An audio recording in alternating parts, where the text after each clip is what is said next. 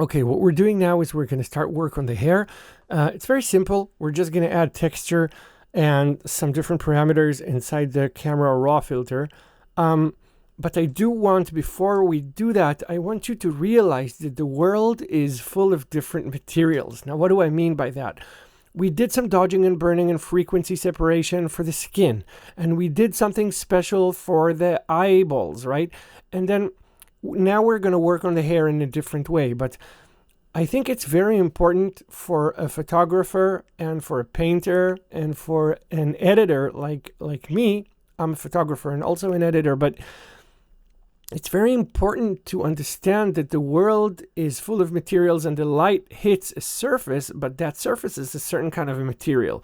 And that material has a behavior. And it's not only that I'm trying to show you the rules of how I work with different materials, but the very notion and the understanding that wood is wood, whether it's blue or white, it's blue wood, and then it's blue stone and blue water. And they all behave differently. It's not only the color, it's the material. Hair is hair, skin is skin.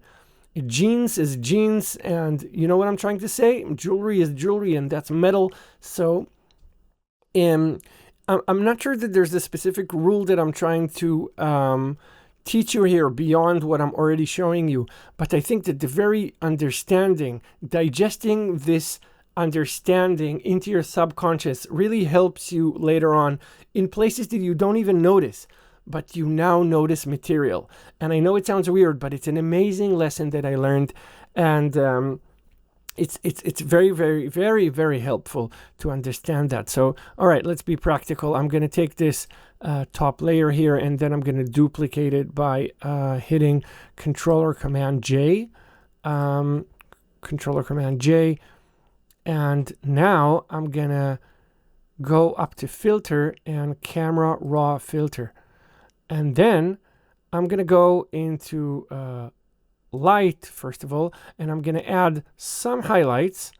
I know your eye is drawn to the face and to the sky above her, but if you take a close look inside the highlights in the curls over her hair, and is it doing a little bit there, the shadows will help a lot. It's almost going to look at her hair after I add shadows. It's almost like she has so much more hair now. Then I'm going to go into color, and I'm going to add just like 5 here, okay? Not too much because it's already very strong. And then effects, I'm going to add some clarity, not too much, some texture. And what about dehazing? Okay, so dehazing helps too. Now, I know it's doing a global edit, but I'm going to get rid of that. We're working only on the hair. This is going to be a local adjustment. So after I hit OK, it's going to apply that to all the photo. Don't be tempted to leave it like that, okay? We can do everything separately, and it's going to be a lot nicer and more interesting.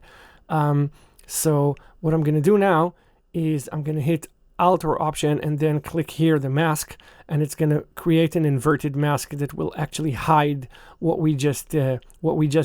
And now I want to do this, and I'm going to show you why. Be patient with me. Stay with me here. I'm going to duplicate this twice. Control Command J once, Control Command J twice, and now I have the same layer 3 times. I'm going to take the bottom layer now, and I'm going to change the opacity of it to 20%. Then I'm going to take the second layer, change the opacity of it to 50%, and then this one I'm going to leave on 100%. Now, what do I want to do here? I'm actually going to show you what I want to do by showing you what I don't want to do. So what I don't want to do is take that 100% here and take the brush and take the flow to whatever, and then Alt or Option and drag to the right to make it bigger, and then just start painting and applying the effect that I made. It has no shape to it. It's not 3-dimensional. It's too flat, and it doesn't look natural.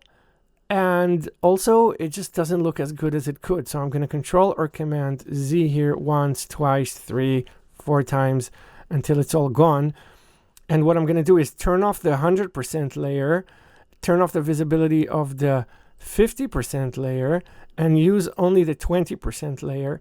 And then what I'm going to do is I'm going to start by painting with my, sorry, I just made a mistake and I want you to see my mistake so you don't make the same mistake. My mask was not clicked, but the layer was clicked. So I'm going to Control Command Z to undo, and that is gone now. I have to make sure that I click the mask. Sorry about that. And now I'm going to just paint around the hair, but only with 20%. So I'm adding a very subtle texture and a subtle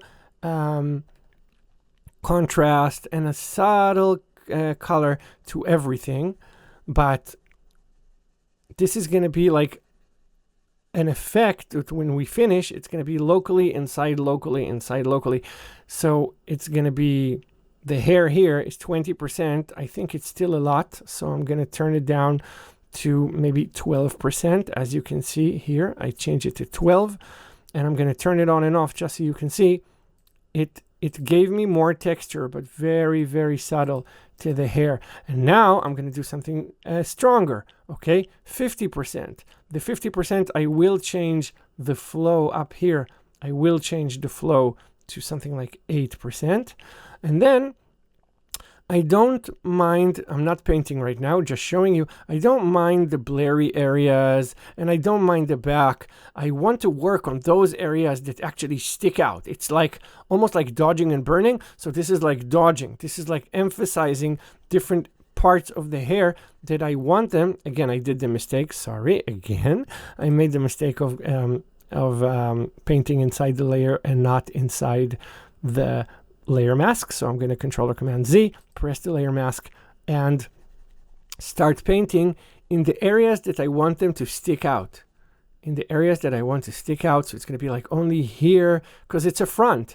And the front, or the glowing areas, the places that have more contrast, these are the areas that I want them to feel that they're closer. Okay, so this is what the second layer did. And now with the third layer, which is 100%, I have to be very, very, very subtle. And I'm going to take only areas here that are really, really in the front. And I'm going to take this, for example, right here. And this area, for example, right over there. And kind of that's it. Okay, I don't want to do more than that. So you can see that if you take a look right here, let me turn on the cursor back on.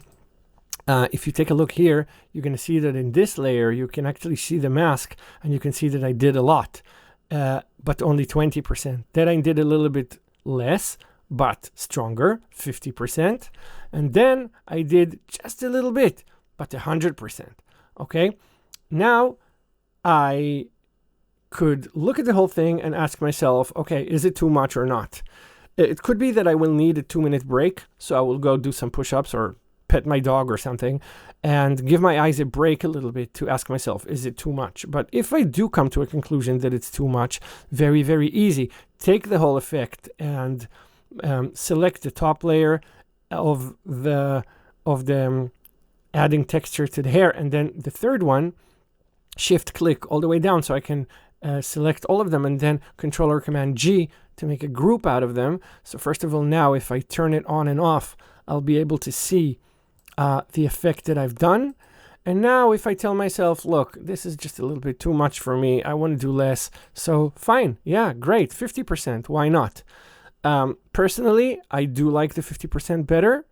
And yeah, maybe I'll give it even, maybe even 60. Okay. So now I have that with the 60% of everything that I just did. This is 100%. I think it's a little bit too much. So yeah, I'm going to leave it on 60. That is it for the hair. And I will see you in the next lesson.